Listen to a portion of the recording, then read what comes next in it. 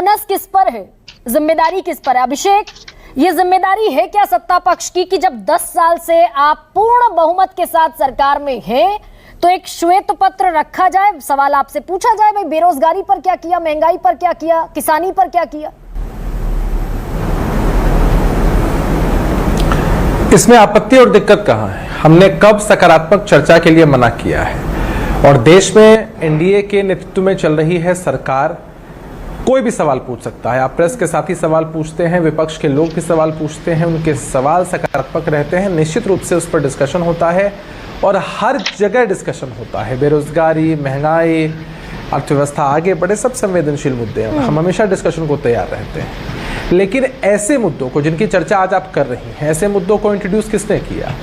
राजनीति में डिससीरियसनेस किसने दिखाई? चल हो जा शुरू। केसरिया से मन जोगी हुआ रे, दिल झूमे देखो पतवारा हुआ रे, दिल झूमे देखो पतवारा हुआ रे। हर पल मनाओ केसरी त्योहार। विमल, बोलो जुबान केसरी।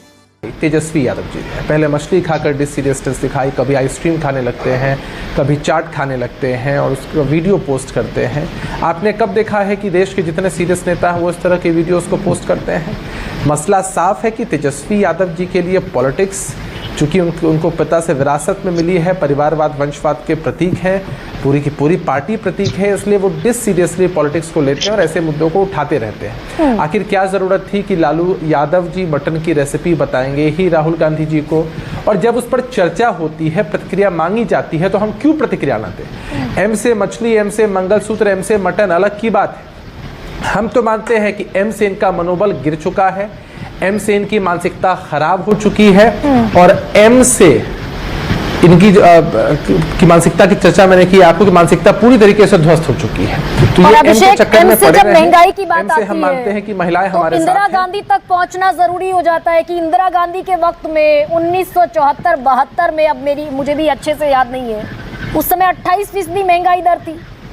तो महंगाई की बात आज करेंगे, 10 साल का रिपोर्ट कार्ड मांगेंगे तो पहुंचा जाएगा 1971 एम से महंगाई पर सवाल पूछकर।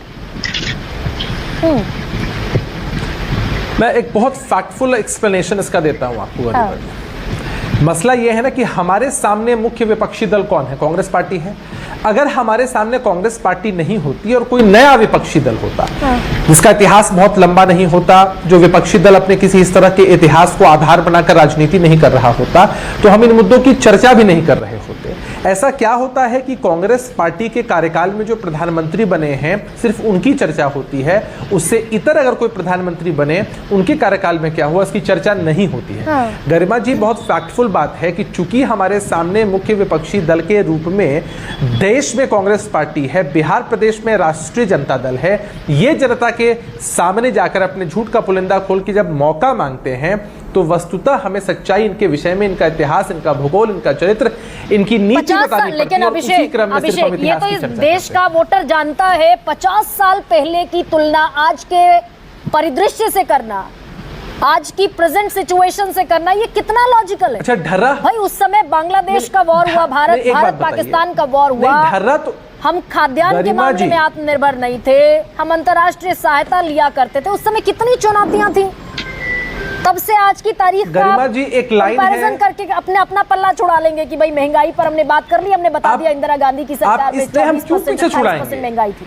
गरिमा जी, हमारी सरकार का इकबाल इतना कमजोर नहीं है कि हम पीछा छुड़ाएंगे या अपनी जवाबदेही से पीछे हटने की बात करेंगे। हम आपको ये बताना चाहते हैं कि जब कांग्रेस पार्टी अपनी विरासत के विषय में बताती है, स्वर्गीय जवाहरलाल नेहरू जी, इंदिरा गांधी जी, राजीव गांधी जी के विषय में बताती है, तो यह भी बताना जरूरी होता है कि जिन नीतियों, जिन विचारधारा के हिसाब से कांग्रेस पार्टी आगे बढ़ रही है, वो नीतियां, वो विचारधारा कितनी गलत थी। नहीं तो उन्होंने तो कहा, दिवंगत हो आप छोड़ दीजिए पास्ट को अभिषेक, के विषय में नहीं करना चाहते। कांग्रेस ने अपने घोषणा पत्र में कहा 30 लाख नौकरी देंगे। आप बताइए, आपने अपने घोषणा पत्र में कितने लाख नौकरियों की घोषणा की? गरिमा जी, एक कहावत है, एक लाइन है कि actions speak better than words. आपके कार्य आपके शब्दों से बेहतर बोलते हैं। तो वो बिहार एक्शन के तो ये परिप्रेक्ष्य है में बात अभिषेक। करें तो कांग्रेस पार्टी अगर पूरे अभिषेक, देश वो में एक्शन 30 लाख तो देना ये है चाहती कि है, हम बिहार में 20 लाख देने की बात करते हैं। और केंद्र की सरकार ने कितनी नौकरियां दी हैं वो भी आपके सामने है। रुक जाइए ना, जरा पूछ लीजिए, आरजेडी के साथी आज यहाँ उपस्थित नहीं हो पाए हैं। इतना समन्वय अगर है कांग्रेस पार्टी और राष्ट्रीय जनता दल के बीच में, 2 घोषणा पत्र आते हैं, एक कहते हैं 15 अगस्त तक 1 करोड़ रोजगार देंगे, एक कहते हैं हम 30 लाख रोजगार देंगे। भैया ये वो दौर नहीं है कि जब रोजगार को एक धंधा बनाकर उसके बदले जमीनें ली जाएं। ठीक हम कह रहे हैं कहते हैं और करके दिखाते हैं। और बिहार लाउडर देन वर्ड्स।